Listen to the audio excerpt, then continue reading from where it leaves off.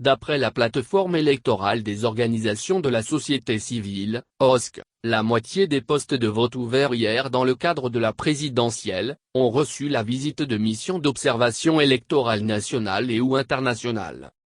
Selon les données de 1141 observateurs sur les 1470 déployés par la plateforme, 50% des postes de vote ont reçu la visite de missions d'observation nationale et ou internationale, signale Joël Ateyig-Edeb dans une déclaration lue, ce dimanche, au quartier général de la salle de situation électorale à Cotonou.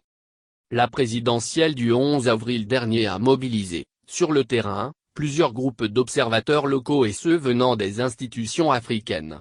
Parmi les délégations étrangères, l'on note les missions d'observation électorale de l'Union africaine, UA, de la Communauté économique des États d'Afrique de l'Ouest, ceux de AO, du Conseil de l'Entente, ceux de la Communauté des États sahélo-sahariens, CENSAD, de l'Organisation internationale de la francophonie, OF, et bien d'autres encore.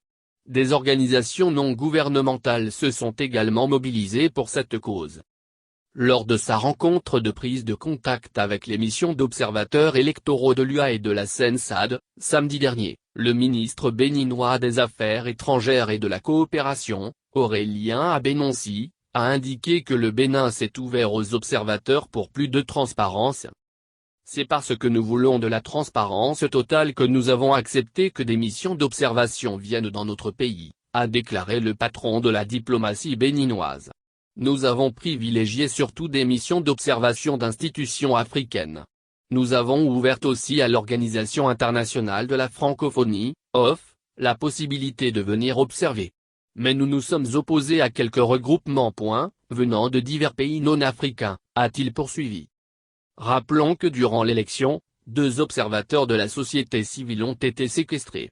Ils ont été relâchés aux environs de 12 heures pour l'un et après 16 heures pour le second, renseigne la plateforme électorale des OSC qui promet des chiffres sur le taux de participation, pour ce jour.